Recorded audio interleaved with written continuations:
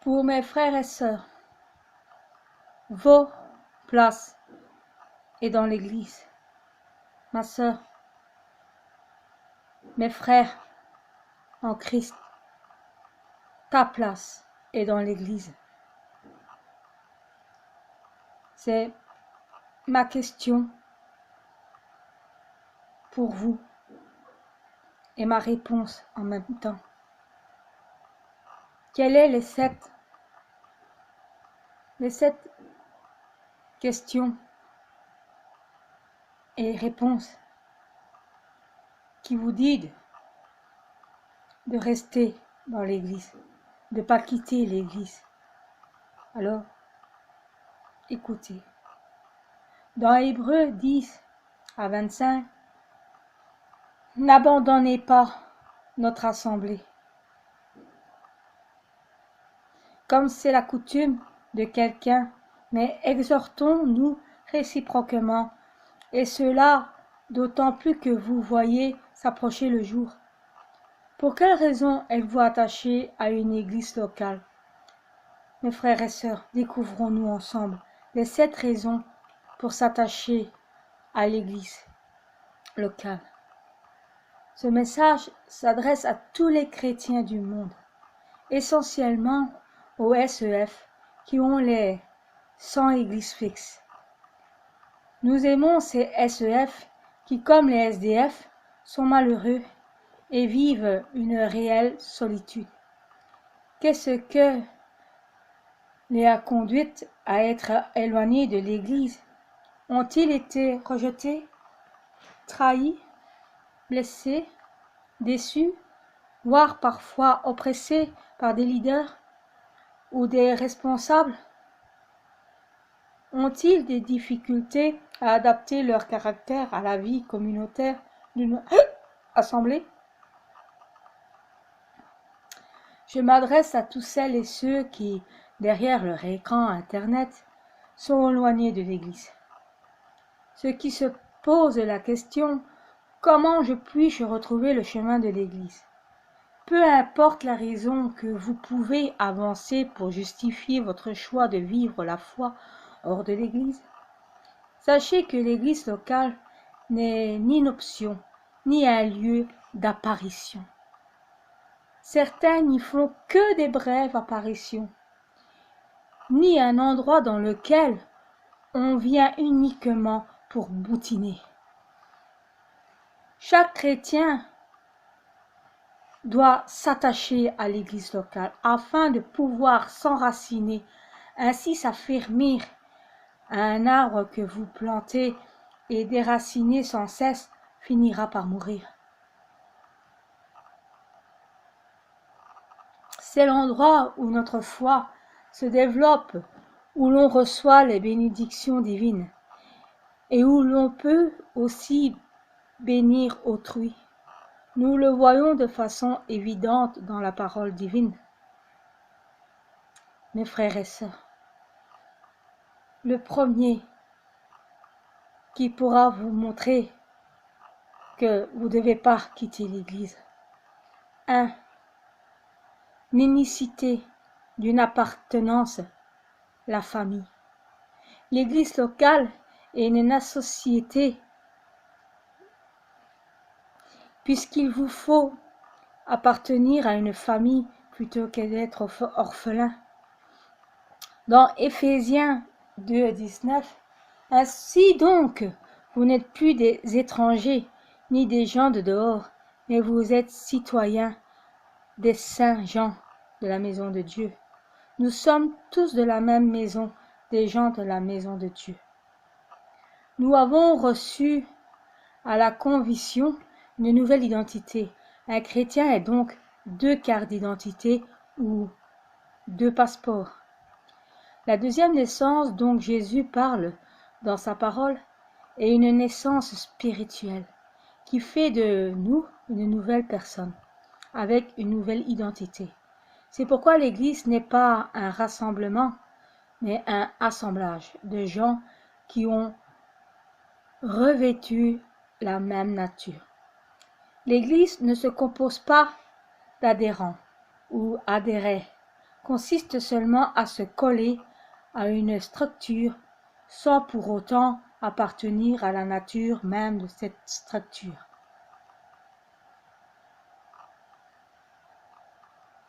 Par exemple, un coquillage adhère à un rocher sans pour autant lui ressembler, ni avoir sa nature. Les chrétiens sont tous greffés sur un même tronc, qui est le Seigneur Jésus. De ce tronc, ils tirent toute la même sève, afin de porter du fruit. En Christ, ils sont devenus une même plante, une nouvelle famille, l'Église. L'Église, c'est ma nouvelle famille. Et devenant chrétienne, enfant de Dieu, nous sommes entrés dans la famille de Dieu. Un bébé qui vient de naître n'a pas de conscience qu'il appartient à une famille. Pourtant, c'est bien au sein d'une famille qui vient au monde. Pour nous, notre famille se compose de celles et ceux qui ont été engendrés par le même Père. Quelle que soit la couleur de notre peau, nos origines sociales et notre passé, nous sommes toutes les frères et des sœurs en Christ. Loin de la maison, quand nous partons en voyage, nous sommes attirés par l'exhaustisme qui n'aime pas les voyages. Pourtant, après un certain temps, nous sommes heureux de rentrer à la maison et de retrouver notre famille. Nous avons été créés pour vivre en famille. L'Église locale, une oasis dans une société impersonnelle. Notre société laïque met de la place les lois qui favorisent l'individualisme de la vie à l'écart. Or, en agissant ainsi, tel travail pour l'Église. Le cœurement que produit une telle société qui arrive d'ailleurs au bout de son système ramènera les gens vers l'Église, une véritable Église où ils trouveront une famille. Nous avons un besoin de dépendance malgré une société qui fait tout pour nous rendre indépendants les uns et les autres. Deuxième besoin, nous avons tous besoin d'une indépendance, le corps. Nous avons besoin les uns et des autres, que nous le voulions ou non. Dans 1 Corinthiens 12, 21, il dit « L'œil ne peut pas dire à la main « Je n'ai pas besoin de toi », ni la tête dire aux pieds « Je n'ai pas besoin de vous ». Nous sommes liés les uns et les autres. Le message de Jésus est très clair. Il vient nous attacher au corps qu'est l'Église locale.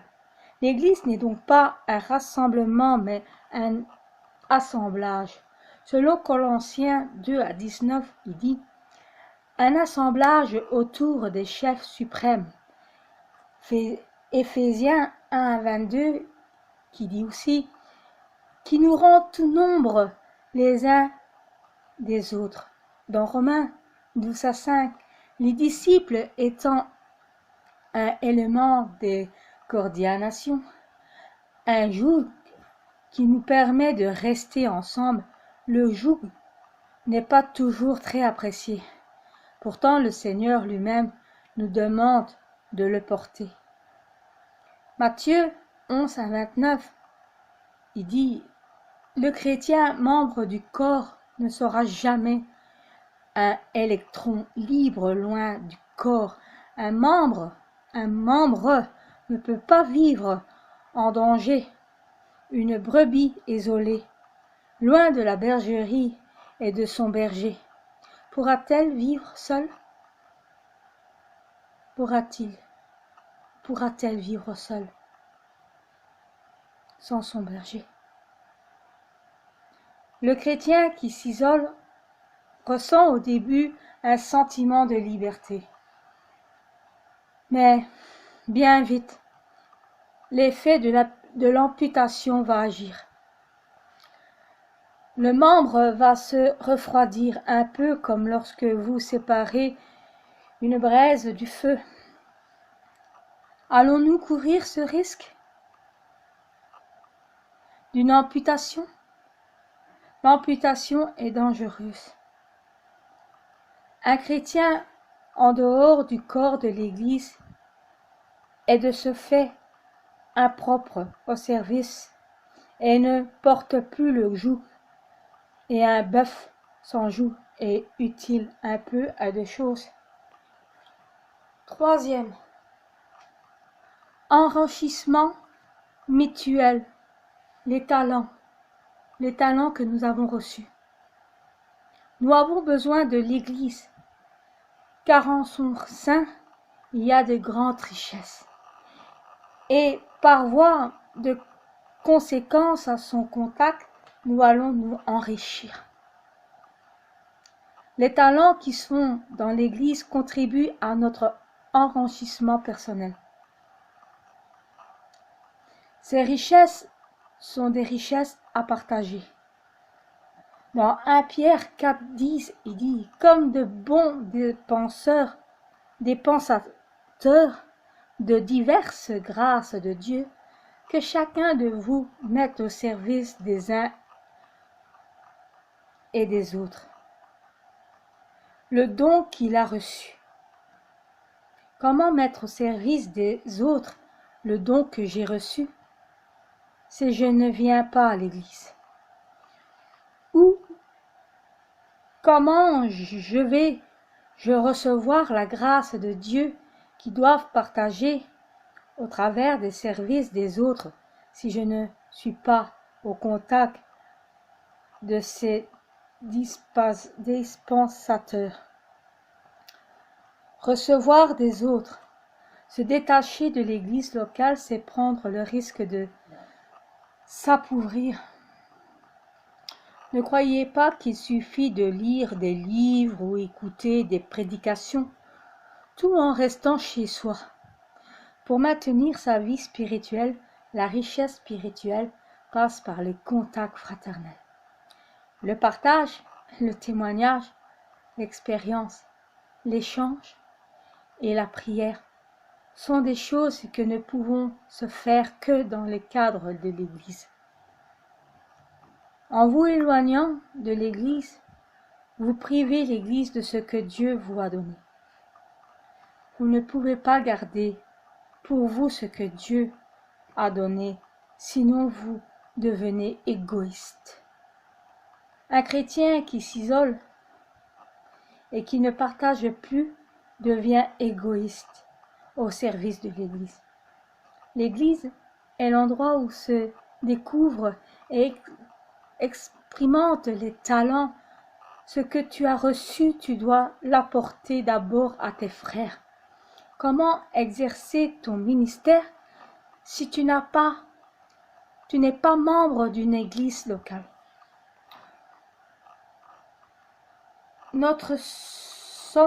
Nous sommes appelés à nous exhauster réciproquement. Dans Hébreux, comme je vous ai dit au début, dans 10, verset 25, « N'abandonnez pas votre assemblée, comme c'est la coutume de quelqu'un, mais exhortons-nous réciproquement, et cela d'autant que plus que vous voyez s'approcher le jour. » Le jour, mes frères et sœurs, c'est que le Seigneur va bientôt arriver. Et c'est dans l'Église qui viendra peut-être nous prendre. Dans 1 Thessaloniciens 5 à 11, il dit « C'est pourquoi exhortez-vous réciproquement et édifiez-vous les uns et les autres comme réalité vous le faites. » 4. Raison. Lieu de bienfait divin. L'Église, mes frères et sœurs, est un lieu de bénédiction.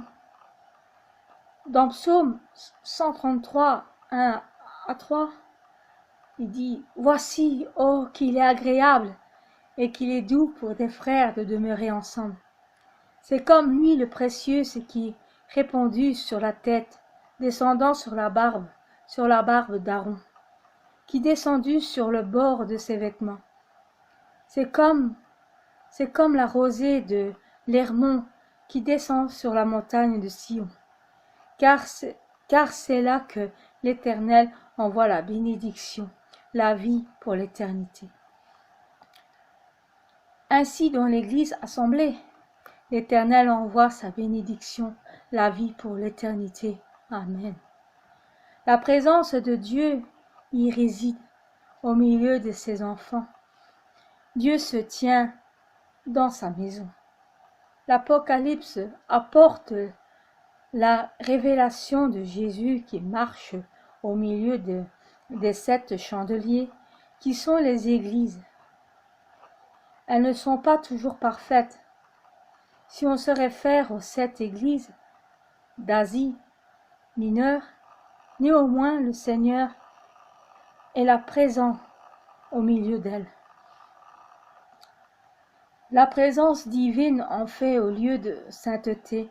La caractéristique principale de l'Église, c'est la présence de Dieu. Là où le juste s'y tient, mais le méchant ne peut y subsister. Psaume 1, verset 5, il nous dit « Les méchants ne résistent pas au jour du jugement, ni les pécheurs dans l'assemblée des justes, car l'Éternel connaît la voie des justes, et la voie des pécheurs mène à la ruine. » L'endroit arrosé par la pluie, l'Église est un lieu où la pluie bienfaisante se reçoit dans les réunions, cultes, réunions de prière, temps de jeûne, là où se produisent miraculement prophéties, exaucements, renouvellement, consolation, adoration, guérison, etc. Une joie réservée à ceux qui s'attachent à l'église locale, ne l'oublions pas. Psaume 84, verset 5 dit « Heureux ceux qui habitent ta maison ». Psaume 122 dit, verset 1 dit « Moi je suis dans la joie qu'on me dit « Allons à la maison de l'Éternel ». 5e raison, mes frères et sœurs. Terreau indispensable à ma croissance. L'Église est aussi la bonne terre dans laquelle le chrétien va se développer. Il va y grandir et recevoir tout ce qui est nécessaire à sa croissance. Comme l'apôtre Paul avait fait comprendre cette nécessité aux Corinthiens qui marchèrent à l'envers. En effet, ces chrétiens aimaient la puissance mais ne portaient pas le fruit. Ils préféraient même le bruit au fruit. Ainsi, Paul leur déclare-t-il dans 1 Corinthiens 11 à 17, « En donnant cet avertissement, ce que je ne loue point, c'est que vous vous assemblez non pour devenir meilleur, mais pour devenir pire. » La réalité de l'Église est de s'assembler pour devenir meilleur et faire des progrès. Des progrès, mes frères et sœurs. Les uns, les autres me font grandir. Oh oui, les autres me font grandir. Si je vis au milieu de mes frères comme un sein d'une famille, je vais m'épanouir, tout en temps protégé. Avez-vous remarqué combien le 2e ou le 3e enfant d'une famille s'épanouit plus vite grâce aux aînés? Nous progressons plus vite assemblés car l'Église est une école. Mais mes frères et sœurs, faites attention à ne pas faire l'Église buissonnière. Psaume 92 à 14. Plantés dans la maison de l'Éternel, ils prospèrent dans les pravis de notre Dieu. Dans une famille, la grande s'occupe des petits. C'est ce que nous devons trouver dans la famille de Dieu. Par contre, dans la société, nous voyons que les grandes écrasent les petits et que les petits jalousient les grands. L'Église a besoin des aînés, comme des jeunes, car ils sont en bénédiction les uns et les autres pour les autres. J'aide les autres à grandir. Nous sommes placés dans l'Église pour faire des progrès, et surtout dans le domaine de la patience. L'Église nous apprend la patience à travers des contacts avec les autres. Et ça fait mal à mon petit amour-propre, à ma fierté, mon ego, mais au moins j'apprends à me connaître et à savoir où je suis avec les autres. C'est donc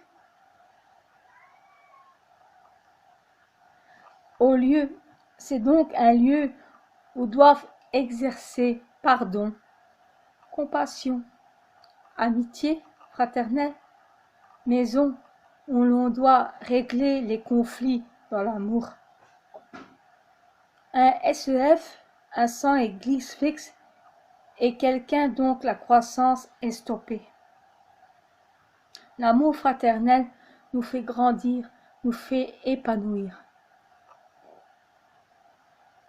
Dans Éphésiens 4 à 32, soyez bons les uns envers les autres, compatissants, vous pardonnant réciproquement comme Dieu vous a pardonné en Christ.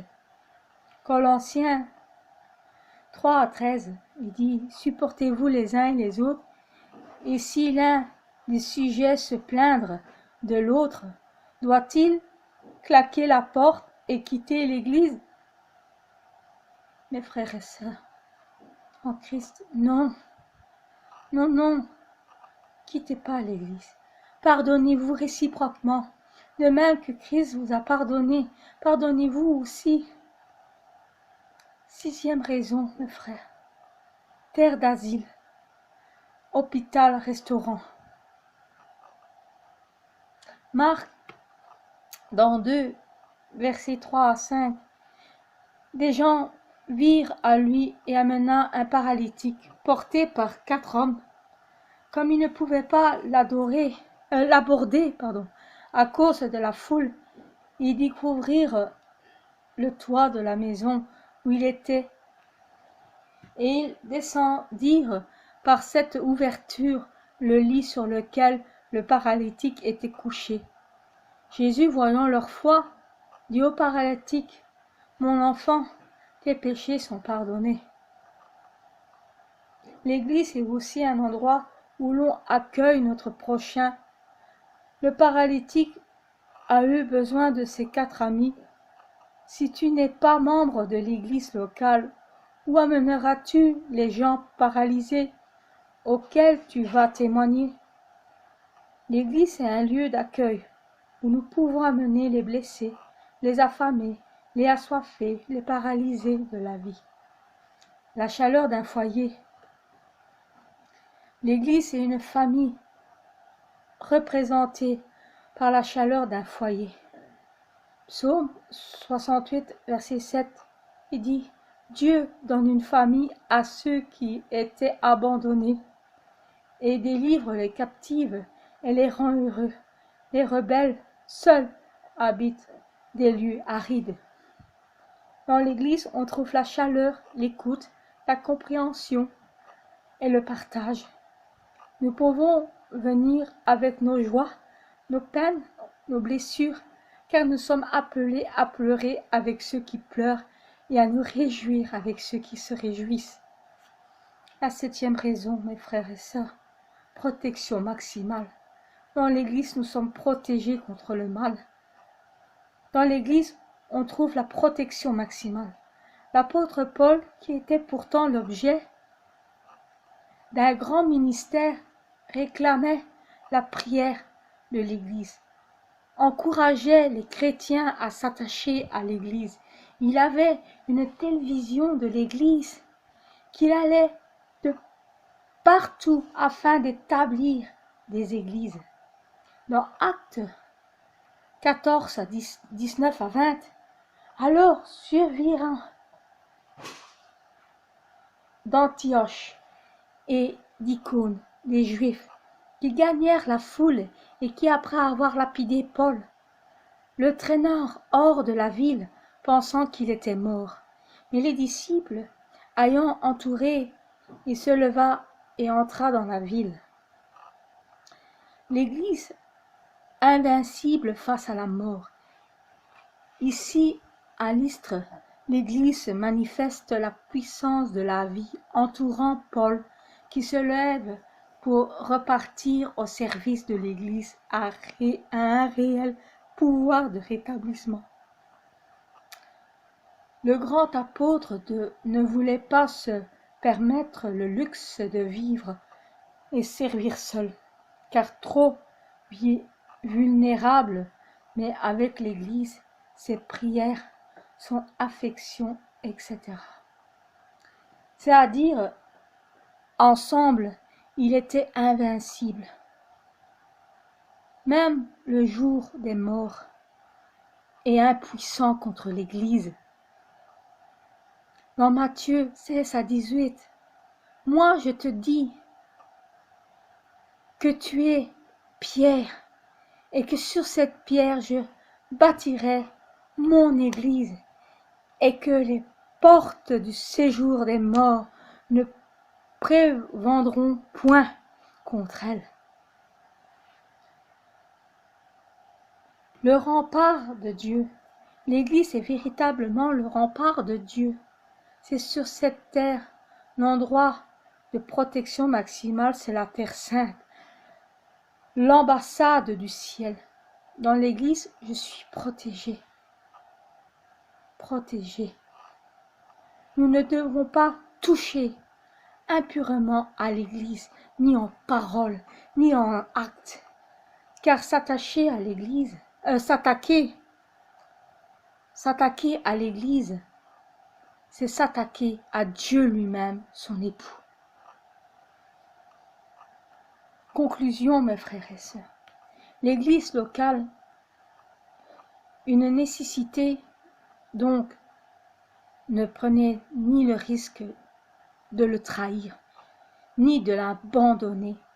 Prenez juste le risque de l'aimer.